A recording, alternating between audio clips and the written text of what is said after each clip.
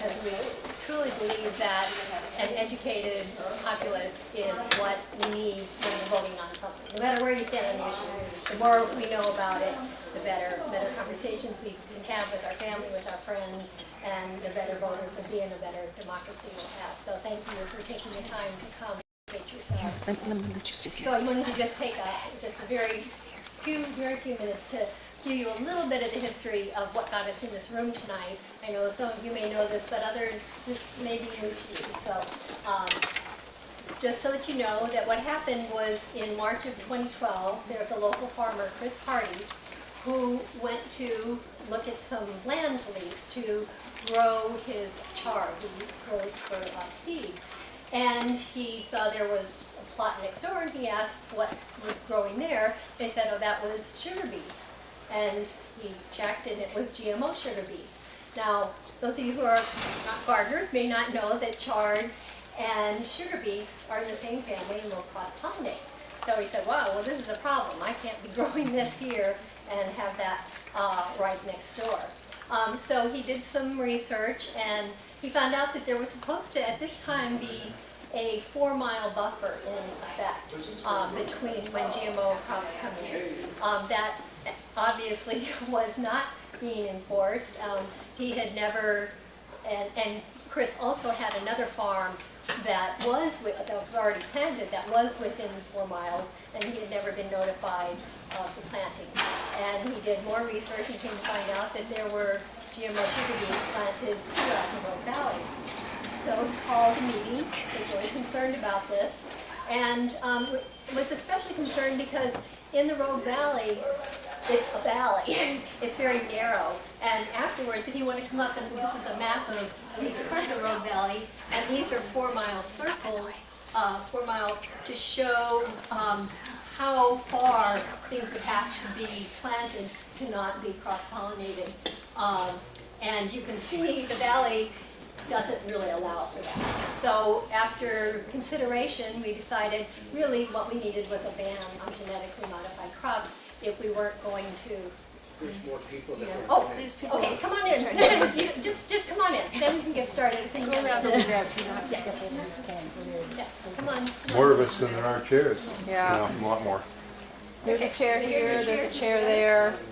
Let me see if I can squeeze, let me see if I can find Two some over chairs. here, there's one up front, 2, 3, 4 chairs over here. two back here. Come on in. I was concerned about this. They decided to put forward an initiative. Signatures were gathered, and about the beginning of this year was when there was approval of the sufficient number of signatures, and the measure was put forward for May of 2014 to have a vote on whether or not to ban genetically modified crops in Jackson County.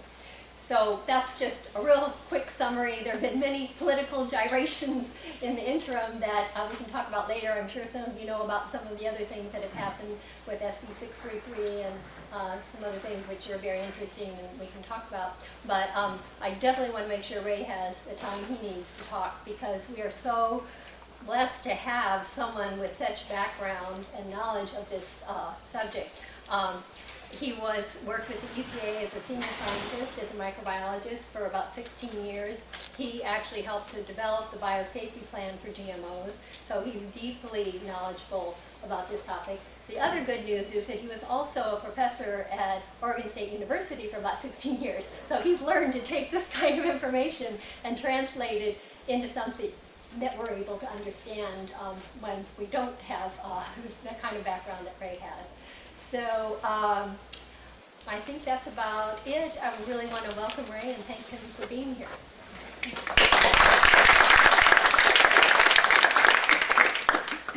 Thank you, Anna. And please know how much I appreciate seeing all of you here tonight. Wow, I love your commitment and your desire to learn about this stuff. We're going to try to cover a lot of territory tonight, so I'm going to try something a little bit new that I've never done in my presentations, and it'll be obvious, I'll stop a couple of times on the way through and ask for questions. That way, you know, maybe think about the question, and listen to what I have to say. I also want to say that I had the good fortune of giving a presentation about 45 minutes ago to an ESL English as a Second Language class over at RCC. And I am so impressed, was so impressed at the questions that came in, so you have a high standard to meet. Wow, the word is certainly out in our area about GMOs and the controversial aspects. Before, let's go to this. Okay, the topics that I'm going to talk about tonight, and I see I'm right in the way of these folks. So with their permission, I'd like to sit down so that they can actually see the, okay, thanks. So tonight, the presentation is new. I've not given this exact one before, and we'll be moving around from the classroom to the laboratory, back to the classroom, and then out to the farms. And we're going to hear about what is the problem, what are these things that we're talking about, and we're going to learn how they're made in a biotechnology laboratory. Then we'll come back to the classroom, and I'm going to try to offer up what I would call a thread, and I will ask you to follow the continuity of that thread that kind of links GMO industry with our government, with the costs of our foods, all of that kind of gets put in a pot and stewed around. And then, unfortunately, the last topic is out to the farms, ecological disasters. And when I say not in the making, I mean it's because it's in the making right now. It's happening. Before we go any further, I do want to put in a plug for myself, sort of. I am a scientist, and I'm not in the business of trying to influence public policy. And I work very, very hard at not doing that. But sometimes my enthusiasm spills over or bubbles over, and I ask for your apology. I ask apologetically to put up with that. I don't want to think about the number of hours that I spent in enjoying the retirement work that I'm doing. I feel like I'm 20 years younger and back at work. I love that. But I do want you to know that I know some of the scientists who are doing the work that I'm going to present tonight. I know a few just to say hi over coffee or seen them at a national or international meeting.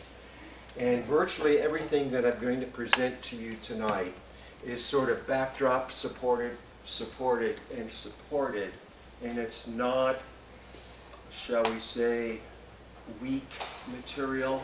It's scientifically supported at more than one level. And I wanted you to know that most of what I'm going to say belongs to other scientists. It's not my personal opinion. And when my personal opinion comes out, I'll try to remember to take it. Okay, let's go. Why in the world are we all here tonight? There's something going on with our aesthetic value system.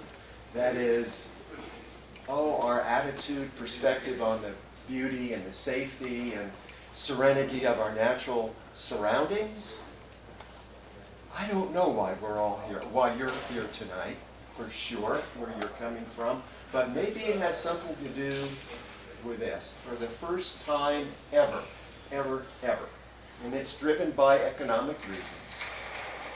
We live at a time when specific genes can be transferred between any unrelated organisms, creating novel new things that are patentable. Many of these new things, GMOs we call them, are released out there to the environment, and most of them are capable of reproducing and can't be put back into the genie's bottle once they're out there. We feel a little bit uneasy about that. So we're going to start with a very brief story in classroom chatter, I like to call it. A little bit of history. In the 1970s, scientists discovered how to transfer DNA between unrelated organisms. And it scared the hell out of everybody. And the news media was crazy about it.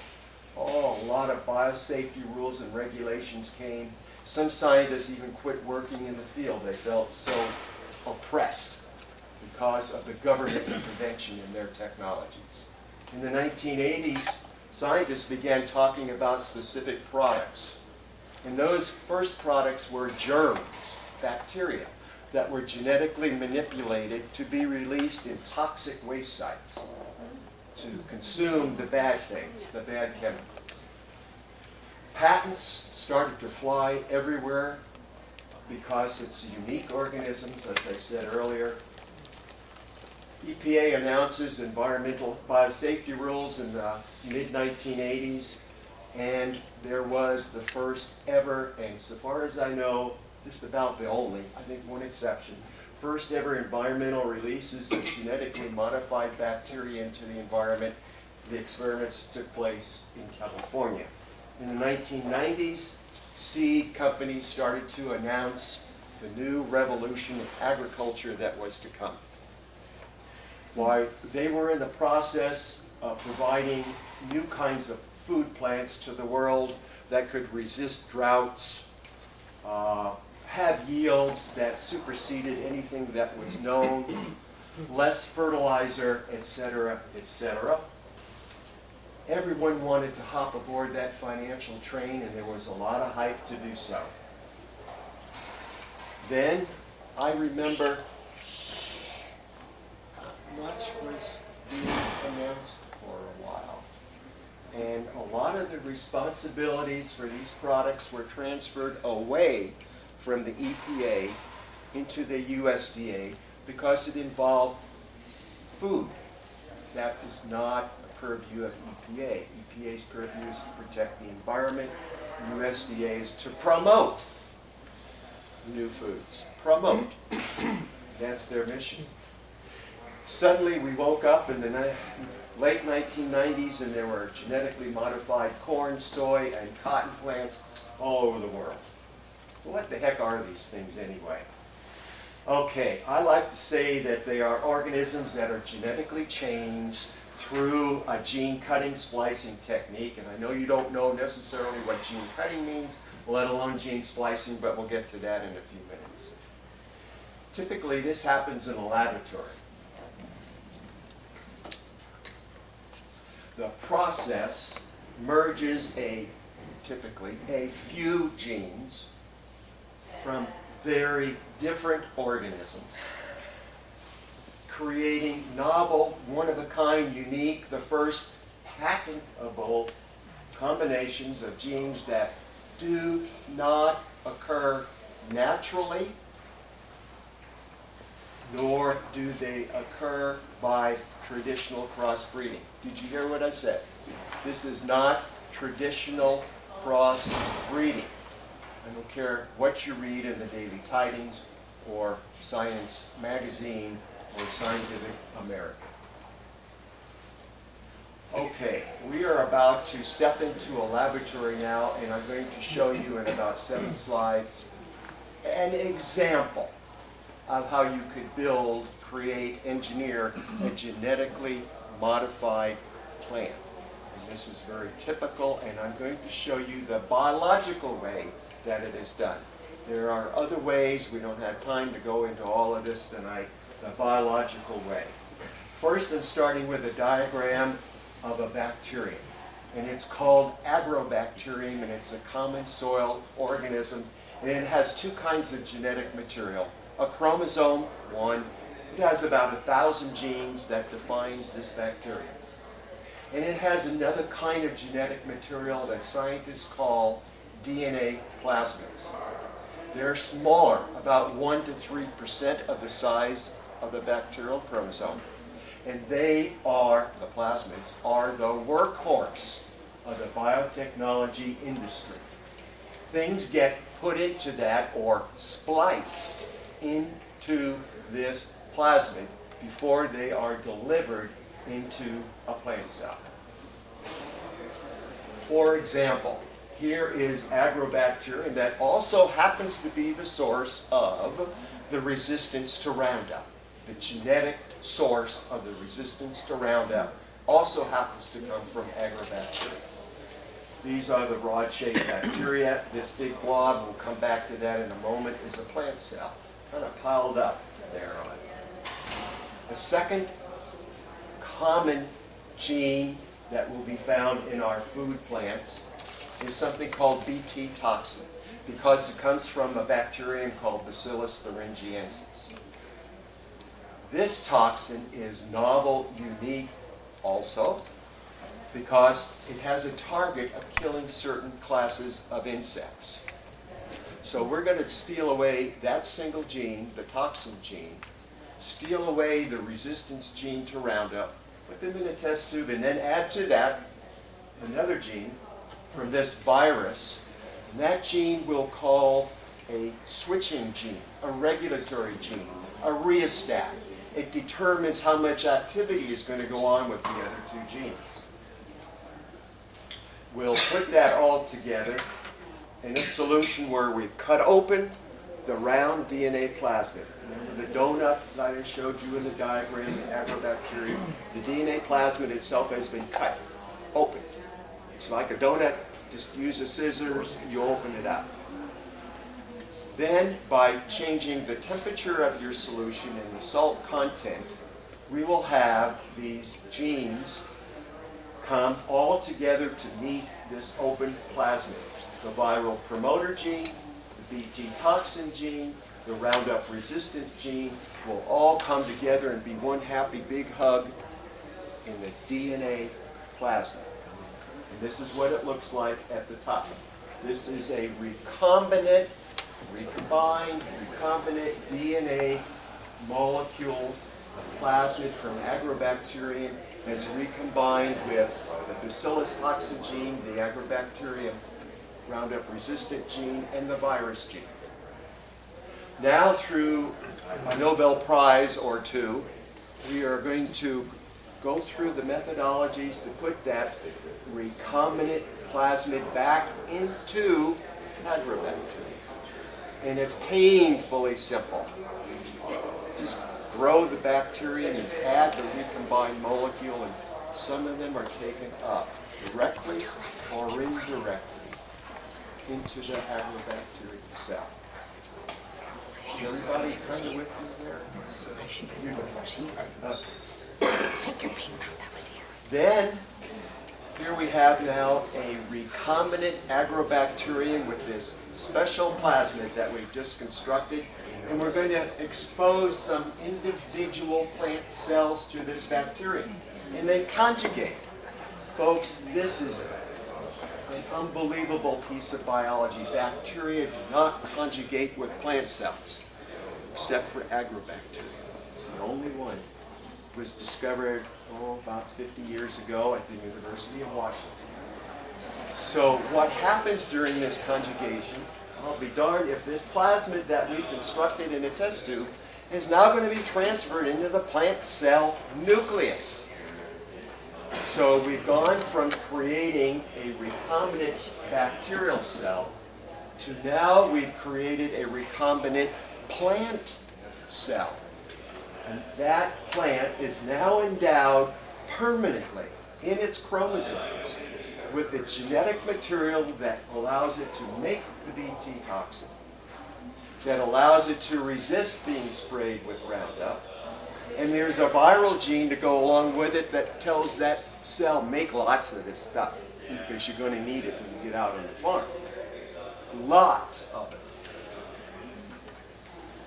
Through a variety of patents, this individual single plant cell can be made to grow out and reproduce a parental, real-looking plant cell, whether it be a soybean plant or a corn plant or a sugar beet plant, whatever.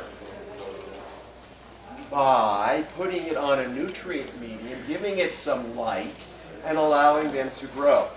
And when you get to, this little size here on the left, 1/4 of an inch or so, you can spray that plate with Roundup. And anything that is on that plate that is resistant to the Roundup is going to continue to grow on the right side of the plate, the happy green looking little plantlets. The ones on the left did not receive that plasmid, did not receive the Roundup resistance gene, and they died. They're not wanted. So when these little guys on the right are planted in the soil, they'll regenerate then the full plant. And that's all there is to making a genetically modified plant. And it can be done by the tens of thousands in 1 week. On one slide here, I've tried to reproduce what we've just gone through, where we've taken genes from one or two soil bacteria and a gene from a plant virus. We've combined them in a test tube with the plasmid. We've made the plant cell take it up, and we've regenerated in this diagram a plant cell in which every single kernel on that cob has the genetic endowment to resist Roundup, to produce toxin. And you know those kernels are embryos of the corn plant to come, and which means there are tens of thousands of cells in that single kernel of corn. And every single one of those tens of thousands of cells is manufacturing the toxin and is making the material, the protein material to resist Roundup. That's how life works. So I want to emphasize on this slide, there were no yield enhancing genes that we played with, right? Nothing. Nothing. There are no drought survival genes that we sent over to that individual cell. No enhanced carbon sequestering, climate change fighting genes. No nutrient enhancing genes in commercial production anywhere. And for all of this to work, this organism is dependent upon external factors. That is, the weeds that are going to be sprayed have to be sensitive to Roundup. And the insects for which the plant's going to be protected have to be sensitive to the toxin.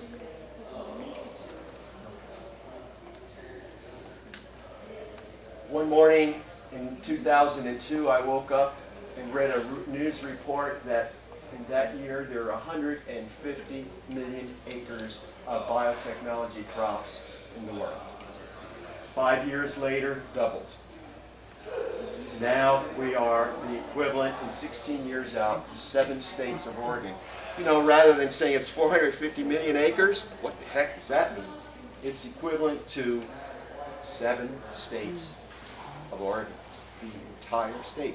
This is big business, big business. And it's an American business, and what can be wrong with that?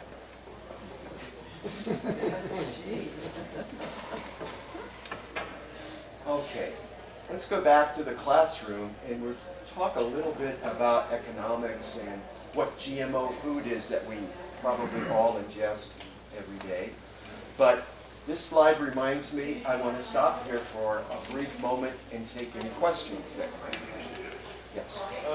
Talking about BT toxin, I believe that is just used for animal feed, not for corn that's fed to humans at this point. Is that correct? No, wrong. No. Okay. Yeah. It's used for animal feed. Well, I'll show you some examples in a moment. But we are ingesting it. Right or wrong, it may be heat killed, it may not be heat killed, but yeah. Whoever eats corn on this planet is ingesting the toxin. Okay. So in high fructose corn syrup, do they use that same corn? Yes, that's correct, but in all fairness, I'll tell you that it's unlikely that there are any direct GMO genes or GMO products in that corn oil and other oils that are genetically engineered.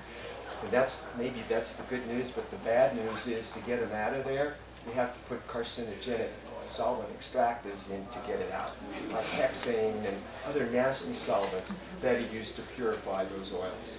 So 6 of one, half dozen of another. How do you want it?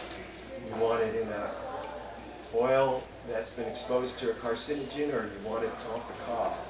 It's your choice. And I'm being cynical at the moment in case you didn't realize. Yes.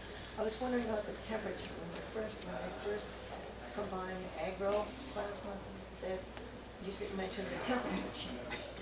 Why is that critical? It's absolutely necessary. When the DNA molecules are coming together, it's absolutely necessary to have an elevated temperature around, let's see, 90 degrees centigrade, so 180, 190 degrees Fahrenheit. And the molecules are vibrating with all of that temperature, and they won't come together. So you drop the temperature, like the body temperature, and you add some salt, and the molecules relax and come together. Yes. There's a mention of no nutritional benefit, correct? No nutritional benefit in the genetic. Yes, that's correct. So, is there any evidence, and yet scientific research that proves biological degradation in the consumption of GMOs? Yeah, thank you for asking that question, and it reminds me quickly here. I did not tell you at the front end why I don't like to talk about the health effects of these products, because it's an unwinnable argument. There is so much cloudiness, counter-arguments in the scientific literature even, that although if it was clear, I'd be capable of understanding it and tell you about it. But I don't want to tell you something that I'm not 100% behind or convinced myself. And right now, today, it's just not possible. The proper science has not yet, amazingly so, not yet been done. Proper and good science has not been done. Yes. So you just said anybody who eats corn. Are you saying all corn? There is no non-GMO corn around anymore? In case I don't, in case I forget later, I can say I'll get to that. I will tell you that corn, cottonseed oil and products, canola oil, canola plants, and soybean plants occupy between 85 to 95% of the acreage planted in the United States. Wow. Commercial acreage, commercial farm acreage. So they're out there, but at a premium. And I will tell you that most of those seeds leave the country to go where GMO products are not desired.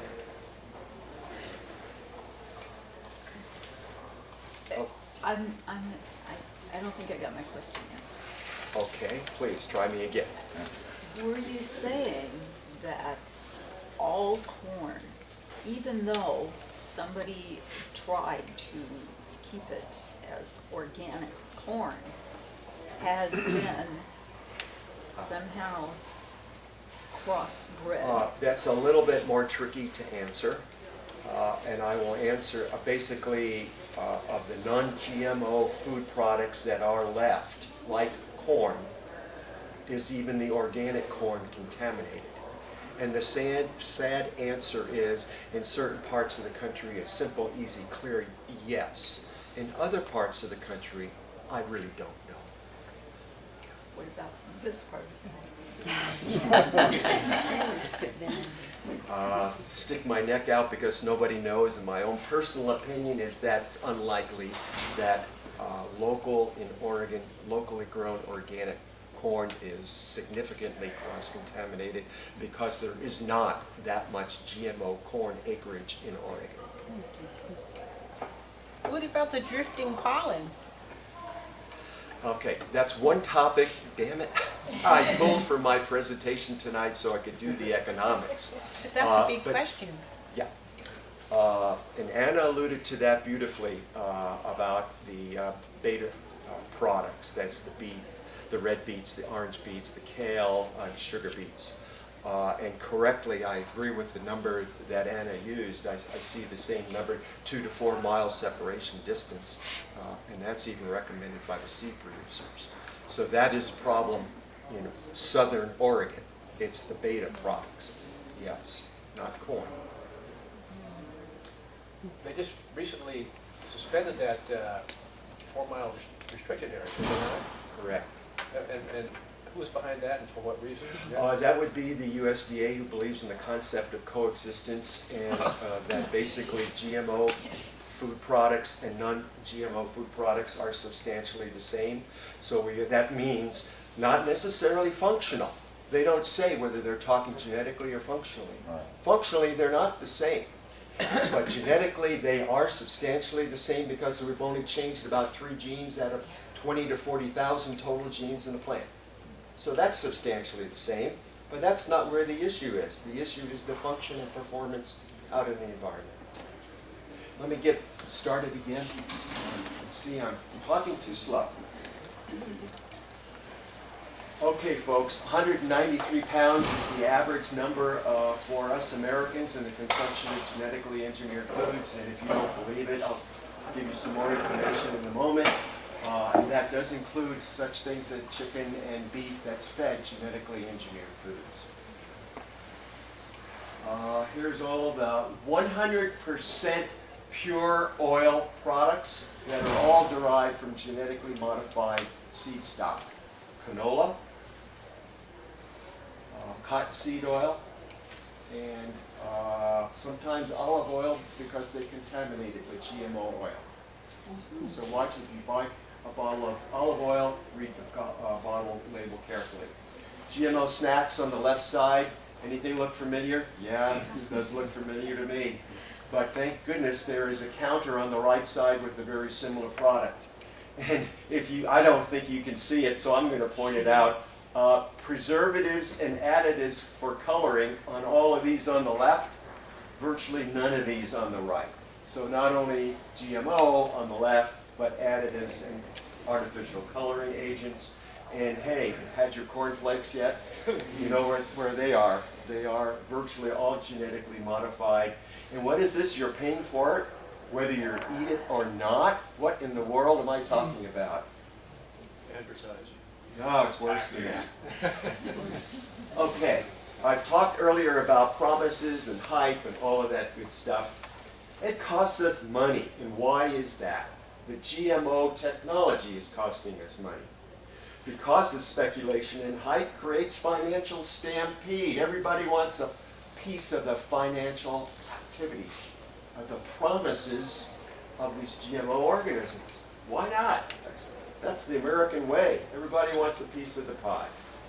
But unfortunately, these increased expectations increased all operating costs, from the tractors to the fertilizer to the seeds, etc. GMO seed costs, as an example, doubled in the last 6 years. What else do you know that doubled during the deep recession? Doubled in cost. Huh? I don't know of anything. Tripled in cost in the last 10 years.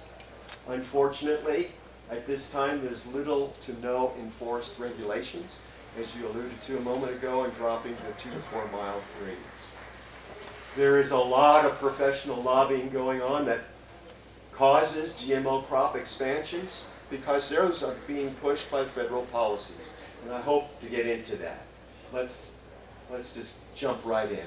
First of all, I want to tell you that there's patent consolidation. 2 companies, Monsanto and Pioneer, own about 70% of all the patents that have been produced in the last 30 years in the agricultural biotechnology industry. Okay, that's what industry does. What's possible costs for that? Okay, seed and feed costs are taking money out of our pocket and squeezing the farmers in between. Look at this. From about 1995 to 2011, the cost, the CPI index increased 45%, Consumer Price Index. The cost for corn seed up 259%. The cost for soybean seed 325%, and cotton seed almost 500% higher than the CPI. Part of those increases come from the so-called technology fees, which I never knew existed until about a month ago. But in addition to the high prices the farmers pay for a bag of seeds, the technology fee says, you know, we did a lot of R&D, and we have a patent on this, so we want to recoup our research dollars. So for every bag of seed that you buy for an acre of corn, we need another $60. Sorry, farmer. Soybean, 24. And cotton, my God, over $400.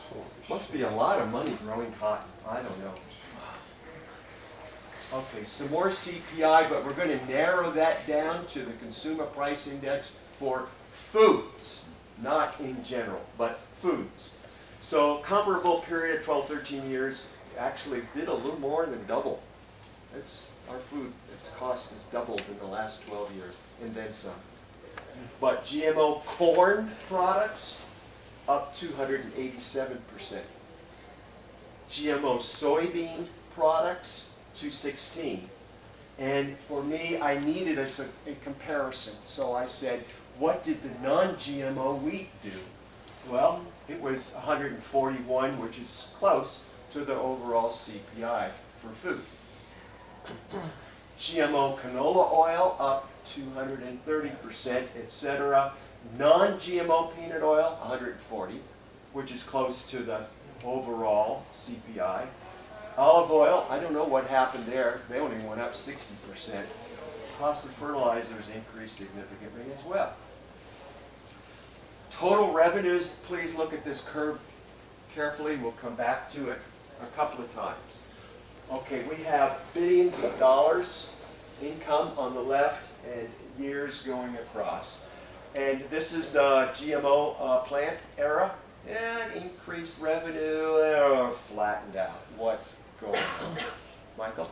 This is revenue to the companies that make the GMO seeds? It's for seeds and crop sales. Okay. Yeah, good question. But in 2005, something happened. And wow, the revenues from corn went from 10 billion to 20 billion in 1 year. In that second year, it went from 20 billion to 40 billion. How did that happen? Do we have that many acres left in the United States for farming? Or was the crop yield going up like crazy because we're talking about GMOs? Oh, what happened was the U.S. Congress got involved and started making noise about the U.S. Biofuel Incentive Program. Okay, the blue is the bushels of corn in billions that go into animal feed. The red is for human consumption and seed replacement. And the yellow, come on strong, is growing corn to make starch, to make alcohol. And Congress has quite an incentive program coming along. Where did this land come from? I just got through telling you, I don't think we have any more farmland to speak of in this country. Well, where it came from is what's called the prairie grasslands and prairie pothole biome.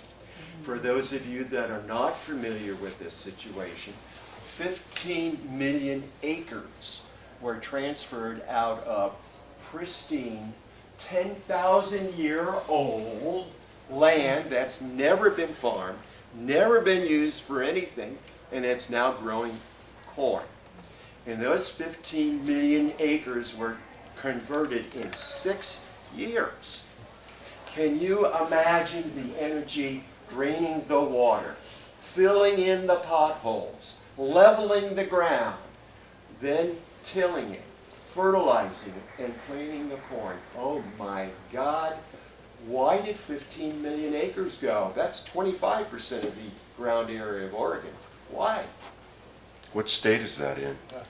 Funny you should ask. Is that actually, Okay, here's where it's all happening.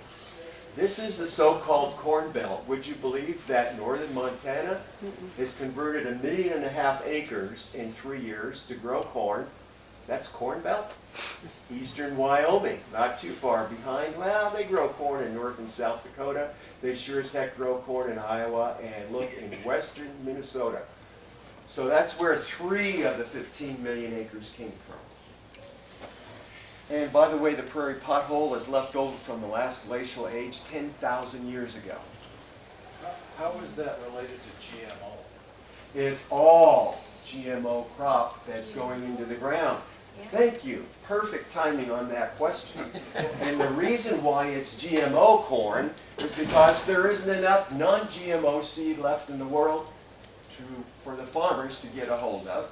And the farmers have been told, my God, your yields are going to go up. You're going to have great response. Like they did in India. Like they did in India. And, you know, I'm not criticizing the farmers. This is their life. This is how they feed their family. Money is available. I'm sorry, taxpayer money is available as the incentive to do this, to remove what we used to call wetlands. Remember 20, 30 years ago how they were protected? We just dumped 15 million acres loaded, filled in all those potholes. Are we up in Canada with that for the rest of the pothole country up there? Yes. The pothole country basically goes more or less from the northwest area down towards the southeast in this part of the United States, but does spill over a little into Canada. Why the focus on corn? Corn is one of the things that is nutritionally, there's no nutritional value to it, and yet there's such a focus to plant this. There is no nutritional value hardly to corn. You may not realize how complex that question is. It's a multifaceted answer. The short version is, first, the incentive program is for corn, for alcohol, and soybean for biodiesel. Soybean does not do it too well in the prairie pothole region, I understand. So that's one of the reasons it's corn. Another reason it's corn is that Congress said we need, and we will see that you're well taken care of, for 14 billion gallons of ethanol from corn. And we're even going to partly fund some of the industries to ferment that product for you. And we're even going to pay public monies into insurance companies to lower your farming insurance premiums so that you grow corn in this area. And oh, by the way, now they need 15 billion gallons of ethanol, up from 14. So those are some of the kinds of complex answers that I would give to that really good question. This is on a treadmill too, to go to something like 20 billion gallons in 2030 or something? It's on a treadmill to go up from there. Yes, correct. So this slide is something that I put together from an article that someone else wrote about the pending legislation in the current Farm Bill. Things kind of kicked into gear in 2005, but right now the U.S. Senate has passed what I'm going to tell you. The House of Representatives has not yet agreed to the Senate version. Sound familiar? But the Senate version today for the new Farm Bill with the biofuels component says $7 billion until it's used up to subsidize 62% of the premiums that farmers would have to pay for their insurance. Expansion of the problems that the farmer could have still being eligible for refund from the insurance company. And some of you may know last year, 2012, was a hell of a bad year in some parts of the Corn Belt with a drought. Some of the insurance companies went broke, and taxpayers through Congress now decided, let's bail those insurance companies out and give them, well, let's schedule $7 billion and let's see how far it goes. That's part of the Farm Bill right now. But the connection to GMO products, to me, is not any more clear and not any louder than my last point on this slide. There is a national lobbying organization, of course, for the biotechnology industry, and it's simply called the Biotechnology Organization. The chief of that wrote an open letter to Congress recently. The legislation is still pending. He's trying to lobby Congress, and says, reauthorizing this Farm Bill energy program and providing robust mandatory funding for the energy title, as it's called, I like to say energy entitlements, will help U.S. industrial biotechnology companies innovate and develop new products. Well, my comment to that is kind of multifold. This is not the auto industry, folks, where our auto industry 5 years ago was on the brink of bankruptcy. We're talking about Monsanto and we're talking about Pioneer, very healthy, financially speaking, American corporations.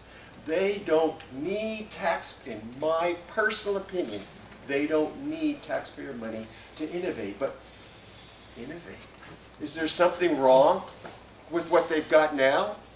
Is that why they need to innovate and improve? What? Oh my God, what are they telling us? What are they telling us? Oh, this slide is to remind me that these biofuel programs for corn is not restricted to the United States. Other of our trading partners can also join the club, as the good folks in Guatemala have. They're very wealthy, large landowners have switched to GMO corn and they're shipping it back to the U.S. for ethanol. That's a non-edible variety of corn, by the way. And the peasants in some Central American companies, this is Guatemala, are receiving edible corn back from us, grown here in the United States, at elevated costs. And the wealthy farmers have spread out, like in the United States. They've planted every corner they can find with the GMO corn for ethanol. So the peasants no longer have much land left to grow their own personal corn. Follow that argument, I'll read it. Guatemala exports biofuel corn, biofuel sugarcane to the U.S. from large-scale wealthy farm owners and imports expensive GMO corn to eat. And these peasants are in a median between two highways in Guatemala, growing their little patch of corn for their personal consumption. And we were told that the GMO technology is here to feed the world. Is this how it works? I'm sorry. But we don't need to. I call this multiple disasters. Coming from the political hype, the GMOs are better than sliced bread. That means rising costs to all of us, from GMO seeds to corn crop to the farm belt going on and the conversion of lands. 900 million tons of carbon dioxide have been lost from that prairie conversion in the last 6 years, and that's a concern in climate change. What in the world does 900 million tons of gas look like? I will tell you. If we took every automobile in the United States and every automobile in the country of China, we'd have about 450 million automobiles. That's how much carbon dioxide is generated in 6 years, coming from 1 year of use of 450 million automobiles. The Herbicide library will be closing in 5 minutes. I only have 5 minutes to go? No. Peace out. I said, all of this nonsense is driven by false GMO promises and federal incentives. But I said then, wait, I'm not done. What false GMO promises? I haven't addressed that. So out to the farms. How do these products perform? What I want you to know here in this slide from Potash Corporation, it's the amount of fertilizer that's being used, that's the white line, and the pounds or tonnage of grain that's coming back since GMO crops were introduced in the white arrow. 27% increase in fertilizer, approximately. 17% increase in grain. That's a ratio that does not make me feel comfortable. The more you put in, the fewer you get out. This is not a green revolution. This ain't a green revolution. Well, green is money. With regards to yield, a lot of us don't do well on graphs, and I have another table right after this, but let me just show you quickly decades across the bottom, bushels of corn produced per acre in the United States. The red boxes or what I like to call the technology revolution that started in the 1950s. And it shows that every single year, the average United States corn yield is up about 2 bushels, 2 bushels, 2 bushels, 2 bushels every year. And in the GMO era, the green part, the same thing is happening. It didn't go from 2 to 2.5 or 2 to 3. It stayed at 2. And so we say the slope of this line stayed the same. This is all United States averages. So when the GMO corn started to come online, the average yield there was the same rate as if they never came online. Okay. So what would have happened without the GMO introduction? Would it have flattened out or would it have continued to rise? There's no reason to say that it would have flattened out. And I think... Pretty flat at the beginning. Oh, okay. I wanted to save time, and I didn't go through the details. Do you mean here and here? Okay. This is in the 1800s, and I'll say the bus never left the curb. There was no increase in yield. They were still burying fish with the corn. That's right, and not even that. Very little to no fertilizer, no irrigation, no sophisticated harvesting equipment, and no cross-hybridization. Some of that started here around World War II period. And since that time, there has been an exhaustive, extensive corn cross-hybridization using corn varieties from around the world, coupled with very sophisticated fertilizer, sometimes irrigation capability, and very sophisticated harvesting equipment. And that gradually came online, of course, over the years. Let me show you this. I'm getting close to the end. A table. A corn contest that's held every year in Ohio. Data reported by Ohio State University scientists. Years 2011 and 12. 19 corn varieties in this test, 3 non-GMO. 16 GMO. Let's compare the corn yields in bushels per acre. Average for all was 219, and that is incredibly high. The national average is about 160. So they know how to grow corn in Ohio. The non-GMO plants, the average was 221. The GMO average was 219. Not mathematically different, they're equal, they're equivalent. Okay? Same year, same state, same contest, and so on. But in all fairness, if you go in and look at the raw data, you'll find that 10 varieties of GMO yields were less than the non-GMO. So that's your argument for why the red would continue on up. Exactly, exactly. We've separated out the non-GMO, and I can tell you that in 11 and 12, they performed as well. But in all fairness, 6 GMO yields were greater than the non-GMO. Are we using the same varieties of corn here? Oh, no. How do you- No. There are GMO types of corn, and then there are corn varieties, genetic varieties. So no, a mixture. Yeah. Okay, that's the yield story, and I'm sticking to it. Effectiveness or ineffectiveness of the Roundup use. This article came out about 10 days ago in Science Journal. This is a soybean field in Illinois. Where are the soybeans? The brown stalks are the weeds that are susceptible to Roundup.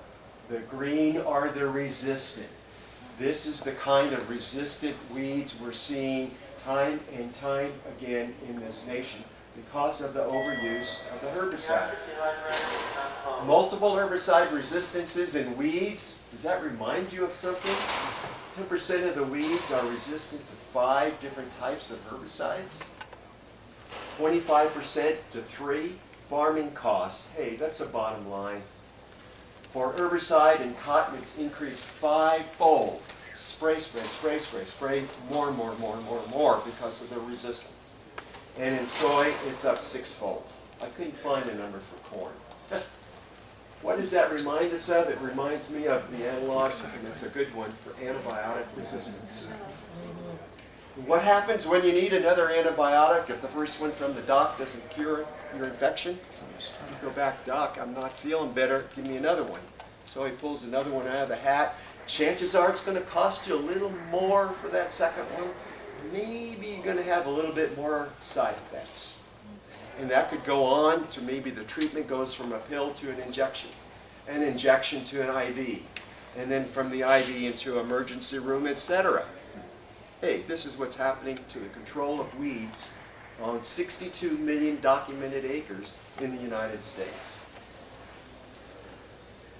We have the chemical companies hard at work coming up and finding new chemicals and new chemical resistant markers to put into the food crops. Help is on the way, probably at higher costs. Use of less herbicide, I'm sorry, that ain't happening. This is data from the U.S. Department of Agriculture. It shows about approximately a 13-fold increase in the use of Roundup. Glyphosate is the same as Roundup. Glyphosate is the active chemical. So let's say Roundup has increased 13-fold during the startup and coming forward of the GMO era. Buy Monsanto stock. Yeah. Oh, I can tell you something about that. So, Overuse of the toxin has caused the same thing of insect resistances, like we've got insect weeds, resistant weeds. And I'm going to skip ahead. well, can I ask a question about the, back at the Roundup? Yes. Is, what studies have been done to know what the effects of Roundup are on the human body or animals? Okay, I'm not going to go there because Does it it's so help? controversial and there's no way to win that argument. Was there any studies on it? are they There have even been a looking at that? variety of studies, and some of them show relatively dramatic effects. For example, irritable bowel, irritations in the stomachs, farm animals that have been fed high doses, if not 100% GMO corn. The critics say those are not statistically accurate research experiments. It shouldn't have been published. Go back home and try it again. And that's where we are now. Well, I'm not so much talking about the GMO aspect of it as the increase in the use of the herbicides on that, on those plants. Ask the Vietnamese. Yeah, that's good. That is a hard thing also to argue. And John, did you?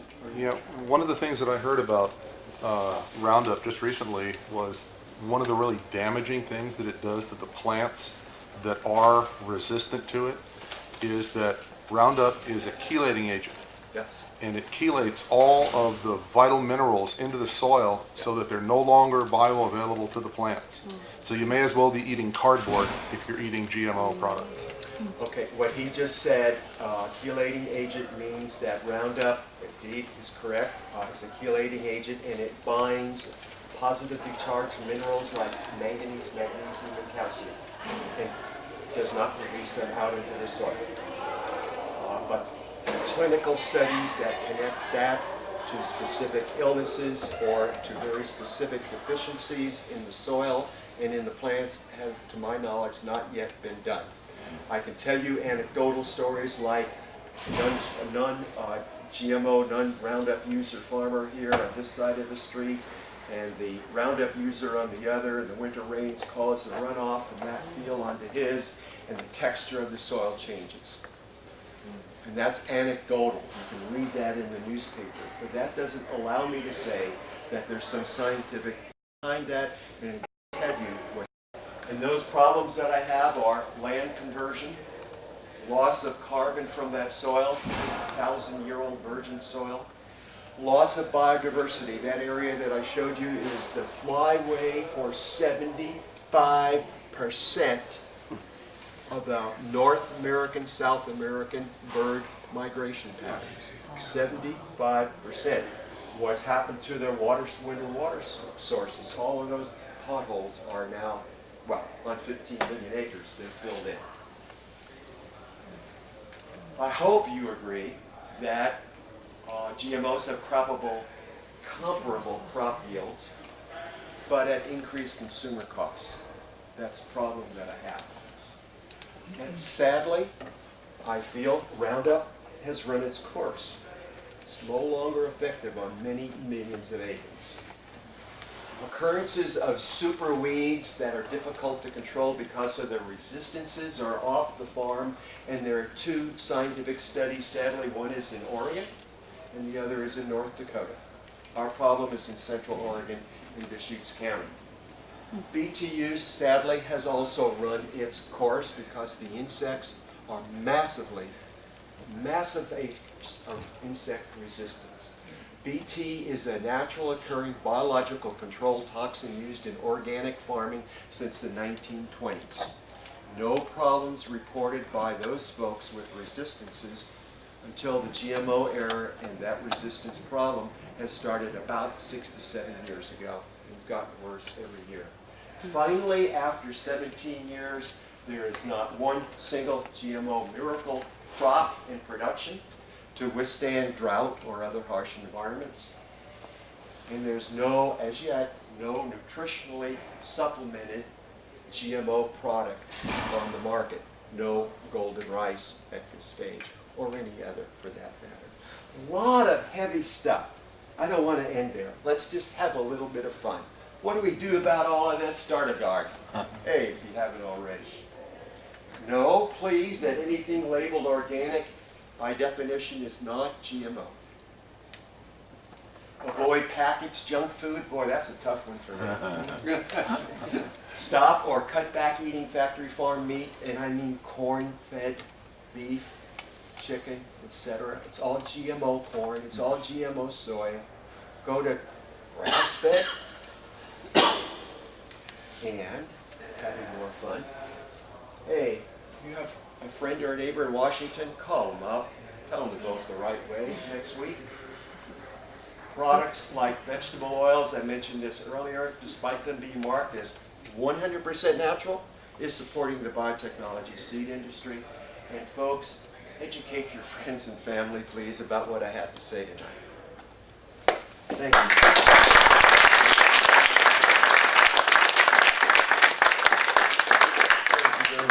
So we're going to have time for questions, but I do want to take just one moment to really invite you all, that last point about talking to your families and friends. It's that personal contact that's going to make the difference, because you're someone they trust, you're their friend. GMO-free Jackson County is certainly available to come and give presentations if it's part of a group that you think would be interested in hearing about this topic. Have Ray come, have someone from GMO-free come. We have a library of movies available. We need volunteers. There's a lot of work to be done between now and May. There is a sign-up sheet here. We send out about once a month a newsletter with updates where you can find out. Ray's definitely going to be speaking around. We'll have a larger room next time for sure. So if you got value out of tonight, which I can't imagine you didn't, then it would be a way to find out when others would have an opportunity to hear Ray. And if you've heard what's happening right now in Washington in terms of the millions of dollars being funneled into block the labeling, no, that is going to happen here. The airways are going to just be flooded with information and misinformation, and we need to be educated enough to know the difference. And we need to be able to put out our own information. So that's a plug for financial support. We really are at a point right now where there's some major investment we want to do in a campaign manager, in polling, and we need financial support to be able to do that. So just a minute. Christina, will you want to just pass the, you had some... Passing the sign-up sheet for the newsletter. You can mark that you want to volunteer for lots of things. We have donation envelopes. You can donate just off the top of your checkbook, or you can buy a button or a bumper sticker to show your support. We have a few non-GMO shopping guides and other material out on the table if you didn't have a chance to pick it up. Right, and as Ray alluded a couple times, there's so many areas that he wasn't able to cover, but that's why I want to shift gears now to question and answers, so that if there's something you really came wanting to know about in particular, you'll be able to get that answered. And please, if you need to go, feel free to move on, but I do want to once again thank you all for coming. And I want to put in one more plug for the initiative in Washington State. They're like us, they vote by mail, and so people are voting right now. The tally will be done Tuesday evening of next week. So even if you don't know people there, if you want to take action immediately and do something that'll count, go to their website, yeson522.com, and you can sign up to call people in Washington State. They'll give you a list and urge them to support that initiative. It's important. It's about labeling? Yes. By the way, I forgot as usual, I have some cards here with my name and email address on it. If any of you would like to send any comments, questions, I would appreciate it. And I also have some blank cards, which would be the suggestion box equivalent. Appreciate any feedback that you might have. Great. Are Do you you want gonna to put this on call YouTube? people, or do you want me to Yep. call people? Call. Okay. So, yes, right up front here. You are OSU. What would be the attitude of the scientific, of the agricultural science there? Are they objective scientists? You have to separate the administration from individual scientists. And probably one of the two, what I would view as one of the two leaders in the world that has made technical contributions to GMO biosafety and all of the cross-pollination issues, problems associated with that. One of the two most famous people in the world is at Oregon State. And this woman is clearly one of the hardest working, most bright people that I've ever read stuff about. And I'm sure she'd probably like to give you an earful about your question. If the administration is keeping quiet, it's really for political reasons, because they enjoy funding like any other organization. But you need, for your opinion, to get down into the working core of the university research scientists and professors, and you will probably see a mixture of attitudes and beliefs. And in my experiences, I used to catch hell during the 80s. Why are you even doing this work, et cetera, et cetera. And I will tell you that as recently as this week, reading a newspaper, not local, a national newspaper, there is still misinformation, misunderstanding, and the promises of the technology still prevail. So it's a very complicated answer to a good question. Hi. Just a curiosity, if this was some of the, going back to that 15 million acres, that would seem like that's a significant number to happen in a 6-year period. That would seem like that would, I mean, it wasn't over, you know, a century or over, or even over a couple of decades. Yes. So my question is how did that bypass the Endangered Species Act and environmental impact statements? I mean, if somebody tried to pull that here, it just wouldn't happen, you know what I'm saying, all right? You know, so how did that come about that there wasn't a stay through a federal court, you know, a lawsuit or anything? How did that come about? Okay. Our mindset on that problem, ours, I'm thinking most of us in this room, maybe most of us in Oregon, most of us in the Northwest, relates to, oh my God, if that was happening as a clear cut in an old growth forest, it never would happen in Oregon, Washington, nor California. And all I can say is that the mindset and how people work in the Midwest and where they work and their political beliefs and their philosophy of life is just plain different. We are in the same country, but I don't want to get into color states, but it's a political support system right up through the lobbying efforts, through their representatives in the Midwest that cause these horrible oversights to happen. My personal opinion. I've not read that. Well, the only reason I'm asking is because that's right in the flyway of like the monarch butterfly. That's, you know, the whole world's concerned about this magnificent thing, and it just would have seemed like that just wouldn't have been allowed to happen. So it's really phenomenal that that happened like that. It really is. Yeah, I would love to have a beer or a cup of coffee with you. We could kick that around some more. My philosophy is the same as yours. You know, I'm an environmental scientist, and I wonder the same things. A good cup of coffee would be nice. Fair trade. I grew up in northern Amen. Minnesota, and we couldn't grow corn there because it was too cold. Didn't have a long enough growing season. But now the corn ripens in 70 days instead of 90 days. So they've opened up millions of acres of corn production there just due to that change in the growth. And as an environmentalist, I would add to it that, you know, yes, I thank you, and that's true, and I support that, but I see that that brings another problem. Instead of the land lying fallow perhaps 5 months of the year, maybe it's lying fallow 7 months of the year. And for me, that means there's nothing there like the prairie grass to continue to sequester elevated carbon dioxide levels in the air. So, one slide I missed comes to mind now. It's a publication that came out in August of this year from the United Nations Trade and Science or something like that, written by about 100 scientists around the world. And basically, the bottom line is what we are doing, they point to developed nations, I mean, the United States in this case, they're talking. What we're doing is just plain not going to last. It's not sustainable, in that we need to do our agriculture in a different way. And it's called sustainable agriculture. It's called agroecology. When I was younger, it was called organic farming. Oh, more or less the same things. Not push harder, more. You know, there's an article out this year also about how Americans send food. The largest item, volume and weight, the largest material that goes to our dumps in this United States is food, wasted food. Wow. 40% of our fruit crop goes out the door. 40%.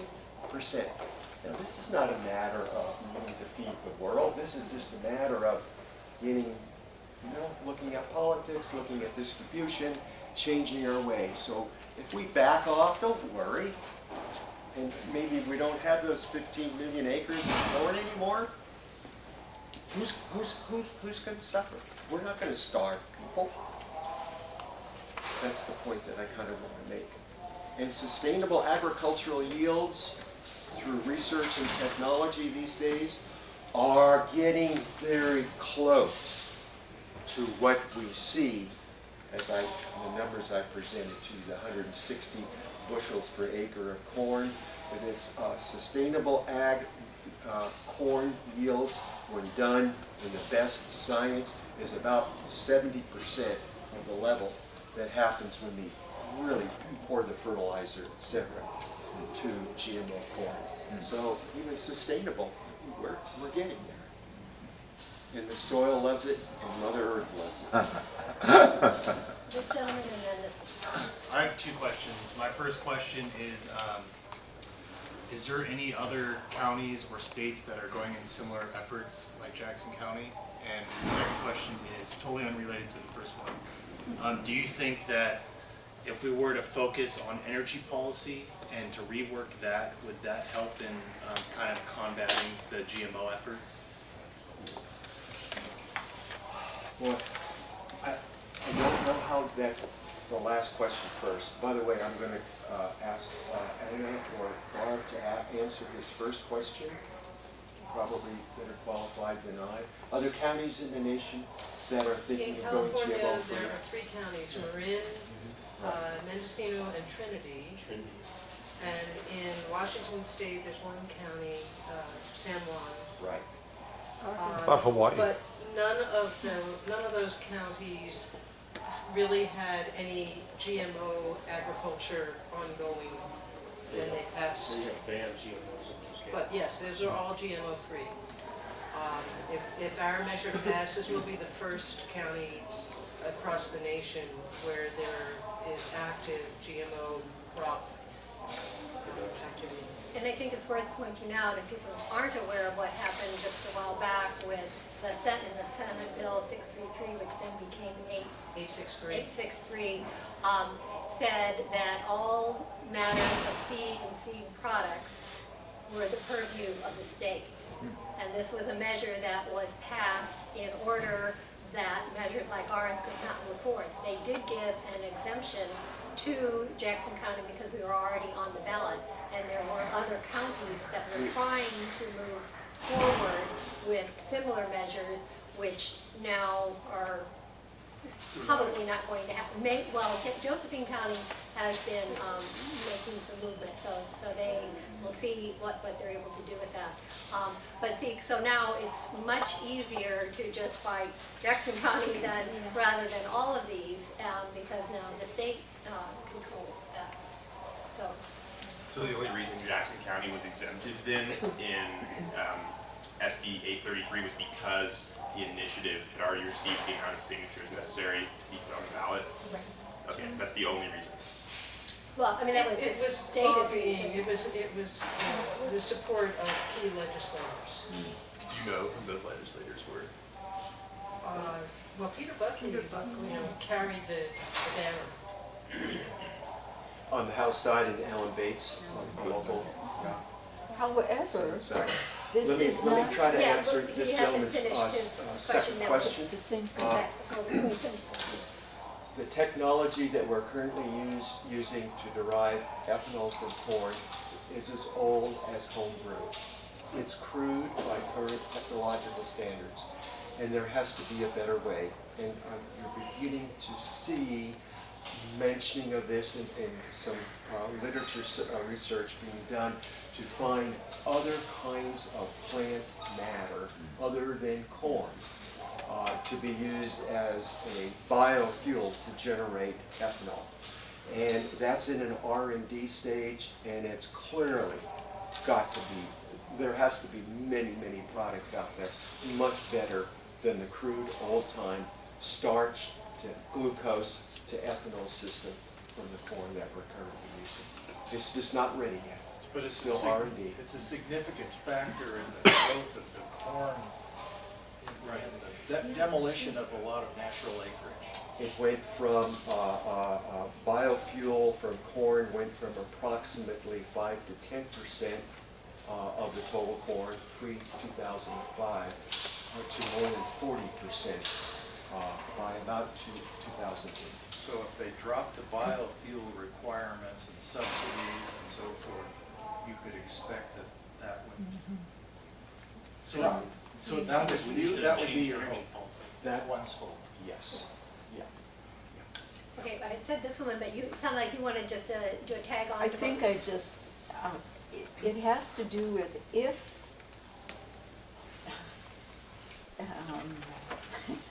okay, I just had it here. If it passes in the state, then if 15119 This is a passes, county initiative, this is, Jackson County. this is the county initiative, but there is also a statewide initiative. That's for No, labeling. That's for In the labeling. state of Washington, there's a labeling state Okay, initiative, okay. which is coming up next Tuesday, might be, Okay. and there may be one in Oregon down the line that's yet to be seen, but right now, vote yes on 15119 is Jackson County, and we Okay. like to emphasize the yes because it is a ban, so some people, just want to start getting that in people's awareness that to ban, you need to vote yes. Right, it's an Right. affirmative. So let's go over here. So when Jeffrey Smith came last year, he mentioned that he felt that a 6% shift in corporate profits would initiate a change in their policy of using the genetically modified ingredients automatically without Do you agree with that statement? Or do More you, information, a 6% shift in what? in the corporate profit from their products, if we all said, we're not gonna buy Kellogg's, we're not gonna do this, we're gonna buy only organic or the GMO-free stamped products, if, you know, individually I'm looking for, you know, kind of empowerment here, what we can do, what we can tell our friends. Do you agree with that 6% shift in profit? That will cause a change in their practice, or do you not really agree with that? I don't know what the number is, but it has to get their attention. And I can tell you ways in which I think there is something going on already. First of all, Monsanto this year has withdrawn their permits from all of Europe to allow them to bring seeds in, plant, and grow more GMOs. They're not gonna do that here. Number one. Number two, they do have labeling. All the countries, almost all the countries in Europe do labeling. And the other thing that I wanted to say was, I happen to have read the last two quarterly statements about the financial prowess of Monsanto. You know, you can go to Yahoo Finance and read all of that stuff. They've had record profits this year. So whatever happened in Europe is not yet trickling down. And the other thing that I wanted to say that I just remembered, Monsanto and one other company, and I can't remember the name of the other company, has bought up, it's happened, and owns approximately 80% of the value in all of the other seed companies that exist in the world that are not GMO seeds. With that kind of a move, that tells me that there's some long corporate thinking that patenting, which they're doing, non-GMO seeds from existing seed producers has some kind of a strategy evolving in Monsanto, and it ain't genetically engineered. And this chart here, you might notice this shows the consolidation of the various seed companies. Just how many companies Monsanto has bought up, Syngenta, DuPont, that it's just becoming more and more consolidated all the time. And that's outdated. And it's outdated.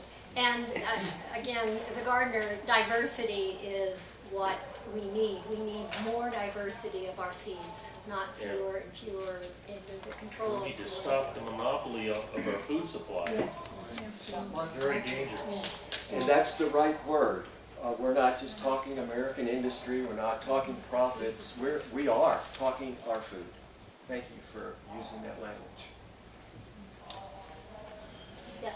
This question may not be for you, Ray, but where are the primary locations for the sugar beets here in Jackson County that Syngenta? Great question. That is proprietary Call up information. Syngenta and ask that question. That's proprietary information. So the sugar beets, one way that you have maybe some idea is because they use the Roundup on it, that there's a point at which the weeds die and it's all brown underneath. So, you know, if you watch, you might be able to guess. But we have found out through various neighbors and, you know, through networks and people where some of them are. But unfortunately, that's not public information. So I found out that there were GMO sugar beets being grown one street over from where I was living in Ashland. I grew chard. I could no longer save my seeds because I didn't know whether or not they had been contaminated. So, yeah, so we really don't know. They're checkerboarded all over the county, to the point where it doesn't matter if there's another plot. I mean, if the wind blows on a day when it's pollinating and you're growing chard, you're at risk. This gentleman had a question? So it is easy to tell, simply spray it with Roundup. If it survives, it's GMO. And guess who makes the Roundup? They've got both ends covered. Any other questions? I just heard that Monsanto has applied for, or has patented Roundup as a different kind of a product, as an antibiotic. What? Do you want to speak to that, Michael? Yeah, the Howard Verleger, we showed that last week at the meeting here, and I had been looking for that information for over a year, and it's in the patent. That's where they have it stated that it's, one of its uses is as an antibiotic. Wonderful. Antibiotic described medically, the way we think of? Against life. Okay, literally, okay. Okay, well, how about if we wrap up, and then if people have questions, you're certainly welcome to stay. And we hope that you will sign up and get on our mailing list and stay in touch. And again, thank you very much for coming. Thank you, Ray.